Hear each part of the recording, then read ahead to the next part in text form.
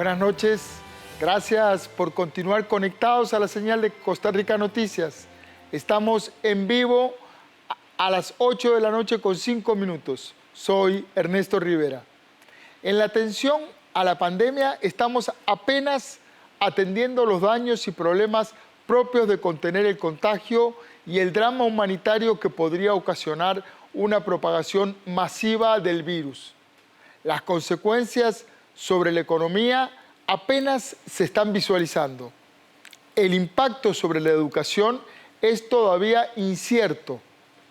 Está aún por determinarse, y para entender en dónde estábamos antes de la llegada del COVID en materia educativa, vamos y analizar cómo afectaron otras crisis anteriores a la educación. Invité a la coordinadora del proyecto Estado de la Nación, Isabel Román. Buenas noches, doña Isabel. Bienvenida al set de Costa Rica Noticias.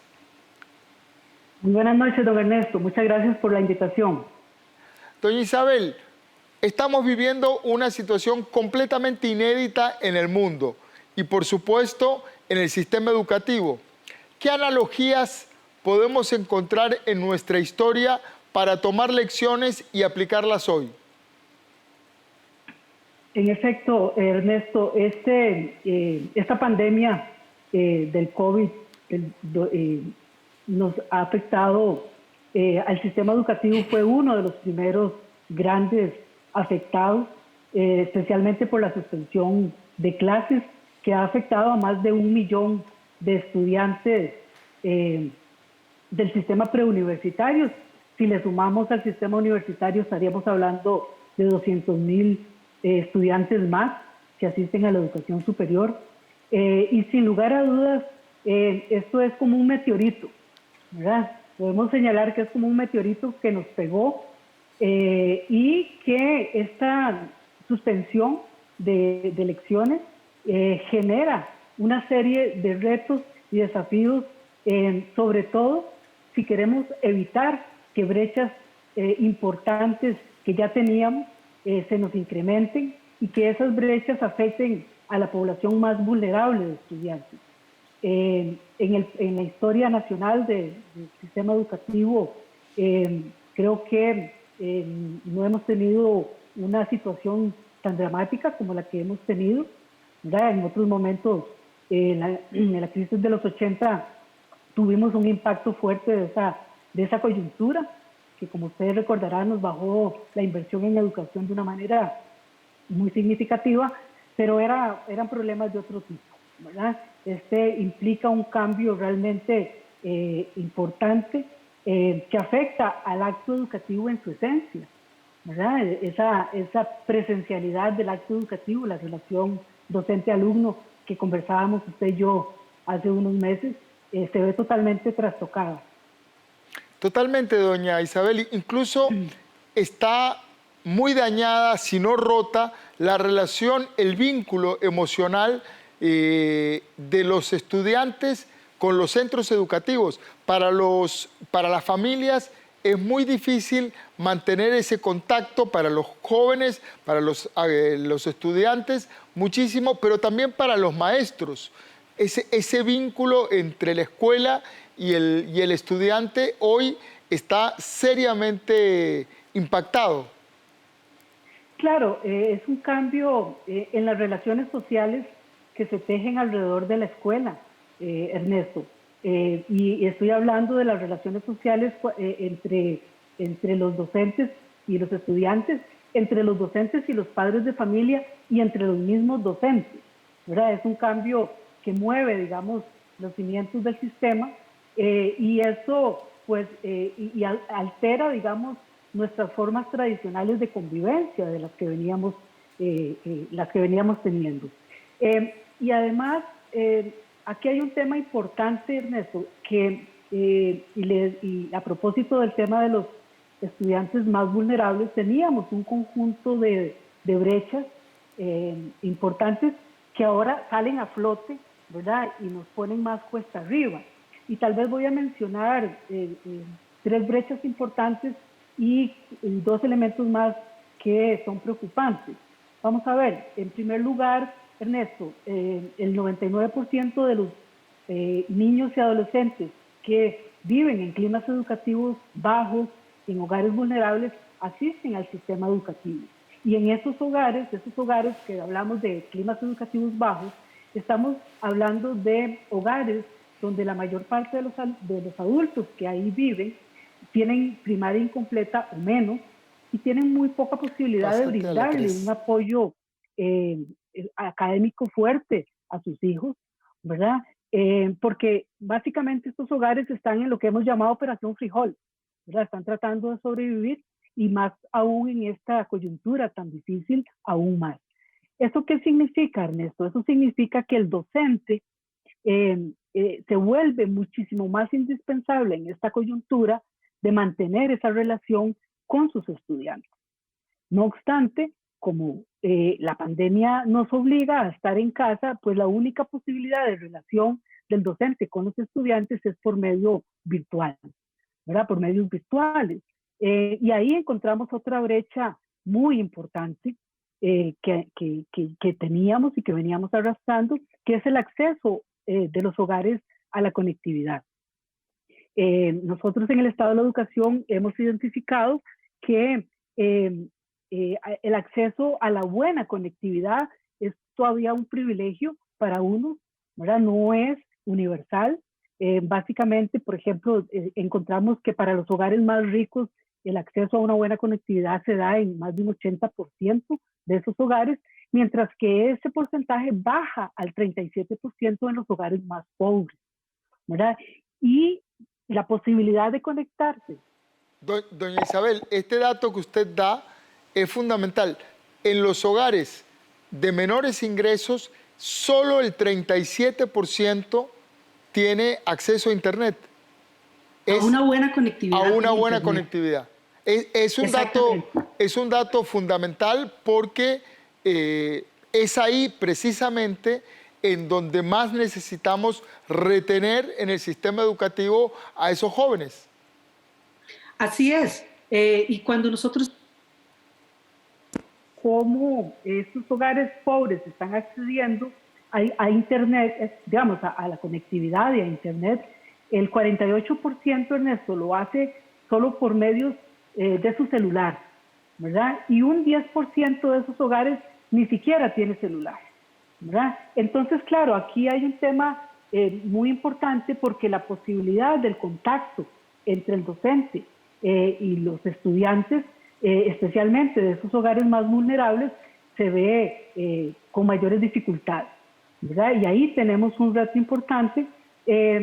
Y aquí, digamos que salta un desafío país para los próximos años, que es que realmente ya es hora que universalicemos el acceso a una buena conectividad para todos los hogares del país, ¿verdad? Bueno, ahí está además, ahí está el fondo de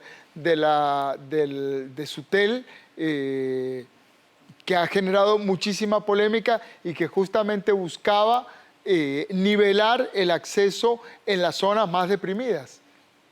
Es un desafío país. Ese es un tema, es un esfuerzo país que se viene haciendo, ¿verdad? Y que obviamente pues había que acelerar esos resultados, ¿verdad? Porque cuando nos cae el meteorito, pues nos sale la jarana, nos sale la cara, ¿verdad? De lo que estaba y lo que no estaba, el meteorito lo dejó en evidencia, ¿verdad? Y efectivamente ahí en los próximos años ese es un tema que tenemos que rápidamente solventar, porque lo cierto es que este contexto de pandemia lo que nos plantea es que, si bien es cierto, en algún momento vamos a volver a la presencialidad, vamos a tener de ahora en adelante seguramente un modelo híbrido entre virtualidad y presencialidad, ¿verdad? Y otra tercera brecha, Ernesto, importante, tiene que ver con el manejo de la tecnología por parte de los docentes, ¿verdad? O sea, nosotros en los estudios que hemos venido haciendo en el Estado de la Educación hemos identificado que efectivamente teníamos una brecha ahí en términos de que había un muy bajo porcentaje de docentes manejando el tema de competencias digitales frente a una mayoría que tenía más dificultades o no las tenía. Y aquí también entonces es una brecha pues que ahora también pues no- se pone en evidencia y tenemos un reto importante por delante en esta materia, porque obviamente esa relación entre los docentes y los estudiantes pasa porque efectivamente el uso de la tecnología esté ahí, pero no solamente el uso de la tecnología por la tecnología, sino lo que significa el uso de la tecnología para potenciar los procesos de aprendizaje de nuestros estudiantes. Doña Isabel, en los años 80, usted hacía referencia recién, la crisis económica sacó a muchas personas de toda una generación de las aulas. ¿Cuál fue el efecto de aquella crisis en la sociedad posterior? Un poco para ver la analogía con lo que podemos, con los escenarios que podemos enfrentar a futuro. Bueno, efectivamente, veamos en condiciones muy distintas la década de los 80 y la crisis de los 80, porque ahí efectivamente la crisis económica lo que hizo es que muchos hogares pues no mandaran a sus hijos a los colegios. Hubo una generación que no pudo asistir al sistema educativo. Eso solo lo supimos después con el con los censos, porque los registros administrativos no nos permitían identificarlo. Y esa generación que no pudo asistir al sistema educativo está hoy está en el mercado laboral con empleos de baja calidad, porque pues, la escolaridad que tienen no le permite acceder a mejores empleos.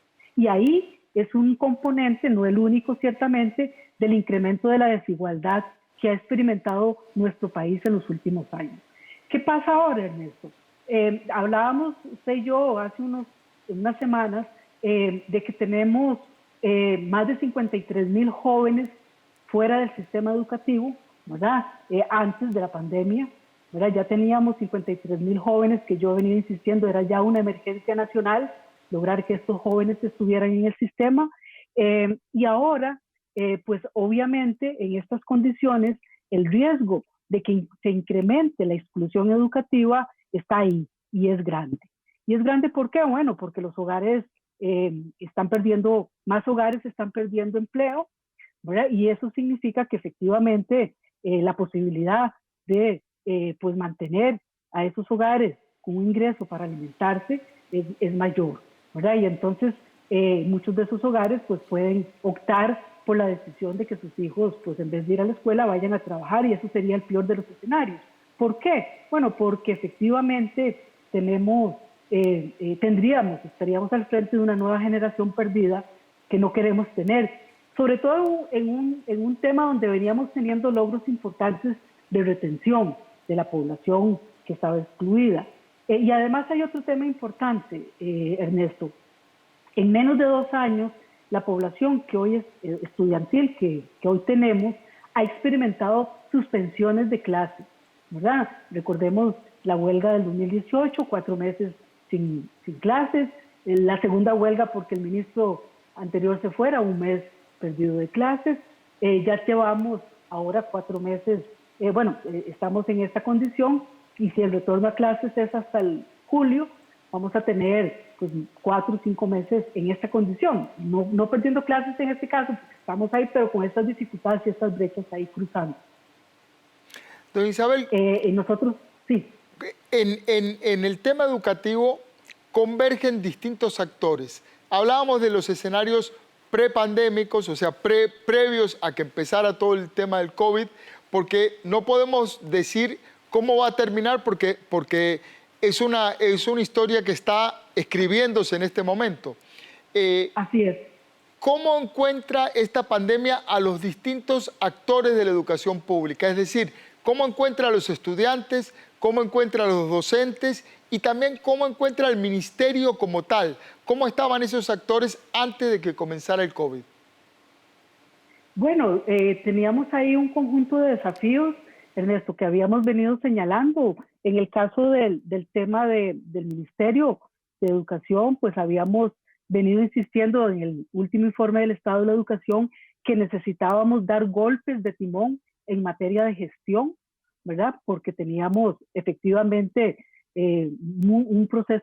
procesos muy burocratizados en nuestro sistema educativo, ¿verdad? Un sistema, decíamos, que funcionaba de arriba hacia abajo, ¿verdad? Que cargaba de muchas tareas administrativas a nuestros docentes y que evidentemente tenía que dar pasos acelerados hacia lo que nosotros hemos llamado una gestión por resultados, ¿verdad? Sobre todo porque para lograr un mayor aprovechamiento de la inversión que el país hace en educación, pero especialmente para efectivamente mejorar los resultados de nuestros estudiantes, donde ahí el sector, que es el actor más importante, nuestros estudiantes venían mostrando problemas importantes de rendimiento, tal y como lo muestran las pruebas PISA y las pruebas también nacionales. Bueno, ahora ya no tenemos el bachillerato, pero las pruebas PISA del 2018 pues nos ponen en evidencia que teníamos muchos desafíos, especialmente para desarrollar las habilidades que para el siglo XXI nuestros estudiantes necesitan: la comprensión lectora, la resolución de problemas, la indagación.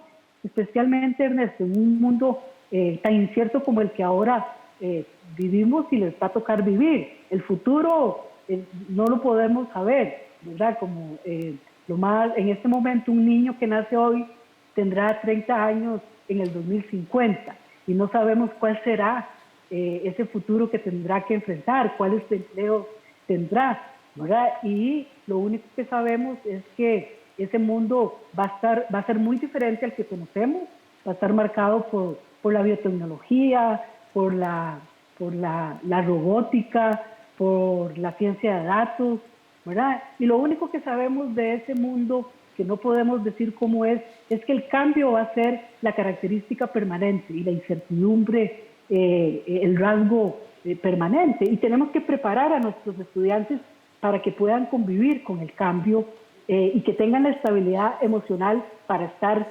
enfrentándose al cambio permanente, a estos meteoritos que nos van a seguir cayendo.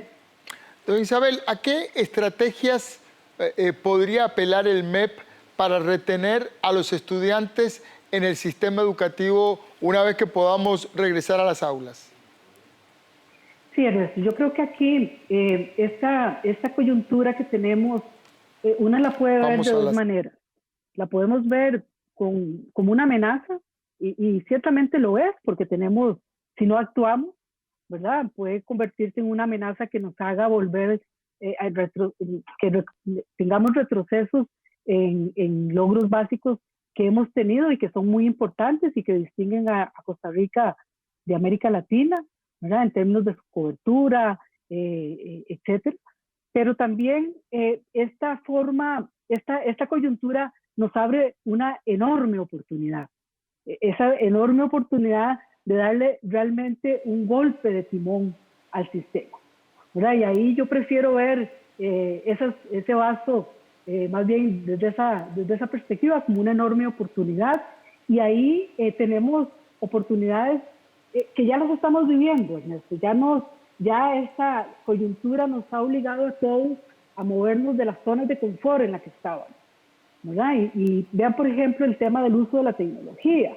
Bueno, el uso de la tecnología, sí o sí, todos hemos tenido que meternos más en el uso de la tecnología, y esto, para el caso de los docentes, así ha ocurrido, ¿verdad? Y el ministerio ha venido generando un conjunto de medios de apoyo para los docentes, para que den este cambio.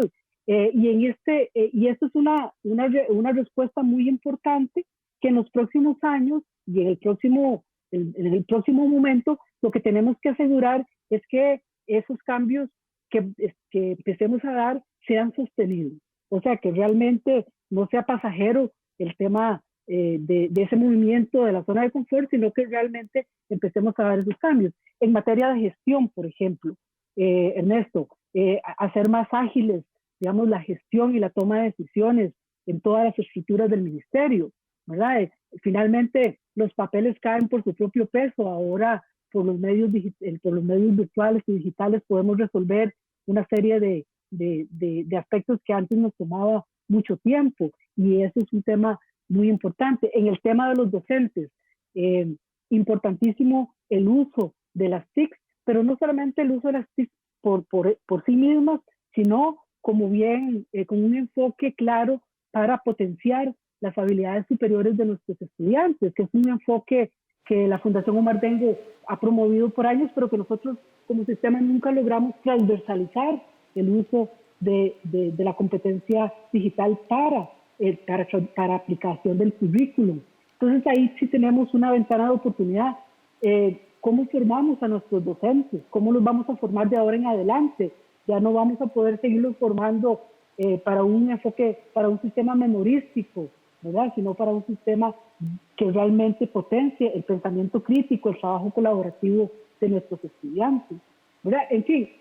El tema curricular, ¿por qué no soñamos, Ernesto? Y finalmente avanzamos hacia un currículum menos de cajones, ¿verdad? Y pensamos en áreas estratégicas como la comprensión lectora, como las STEM. Perdón. Ok, Perdón. no hay problema. Es parte de esta nueva normalidad en la que estamos. Estamos conversando a estas distancias, con estas pantallas en medio, y justamente, doña Isabel, es parte de lo que viven los estudiantes y los profesores. Es muy complicado dar clases en estas circunstancias, como es complicado hacer una entrevista, usted como entrevistada y yo como entrevistador.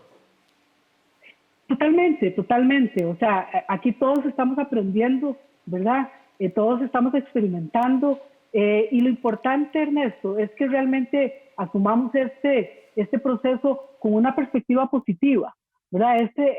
Esta coyuntura nos tiene que sacar fortalecidos como país y como sistema educativo, ¿verdad? Yo creo que se lo debemos a nuestros estudiantes. Ellos van a ser los ciudadanos del futuro, ¿verdad? Y aquí lo más importante es que lo que tenemos que lograr es cómo aprendemos a formar a esos ciudadanos del futuro, a esa ciudadanía donde, como decía yo, el cambio va a ser la única certeza, ¿verdad? Y cómo potenciamos en ellos estas habilidades y cómo avanzamos hacia un sistema educativo donde ampliamos los derechos universales, como el acceso a la conectividad, ¿verdad? Como a buenos educadores que realmente puedan hacer un uso de esas tecnologías para potenciar esas habilidades superiores de nuestros estudiantes. Una cosa importante, Ernesto, creo que esta coyuntura nos ha permitido revalorar al centro educativo, a las escuelas, ¿verdad? ¿Y a revalorarlas en qué, Ernesto? Bueno, ahora tomamos conciencia más como país que la escuela es un centro de cuidado, es un centro para el aprendizaje, es un centro para la nutrición de nuestros estudiantes, es un centro para la convivencia y para la construcción de relaciones sociales. Todo eso se construye alrededor de la escuela y del centro educativo, ¿verdad? Y obviamente ahora apreciamos más al centro educativo y lo que nos da, ¿verdad? Pero también apreciamos más a los docentes, ¿verdad? Y entonces eso nos obliga también como país a decir, bueno, ¿cómo nos estamos formando? ¿Cómo los estamos apoyando? ¿Verdad? Y en adelante, ¿cómo debemos seguir haciéndolo? Así es, doña Isabel, muchísimas gracias. Se nos acabó el tiempo, pero son un conjunto de ideas sobre las que hay que tratar de pensar reiteradamente. La educación y los maestros y los estudiantes y la gente y los investigadores como usted, la gente que está alrededor de la educación pensando cómo hacemos para construir un país mejor, cómo hacemos para tener estudiantes mejor formados. Muchísimas gracias, doña Isabel Román, investigadora y coordinadora del Estado de la Educación. Muchas gracias, Ernesto. Buenas noches. Buenas noches. Todo un desafío el que nos plantea la pandemia, el COVID-19, repensar, reubicar el valor de la escuela pública, reubicar y repensar el valor de la educación pública en nuestro país. Muchas gracias por estar ahí, muchas gracias por dejarnos entrar, por dejarnos llegar hasta sus hogares. Y recuerden, trabajamos para usted. Somos la televisión pública de Costa Rica.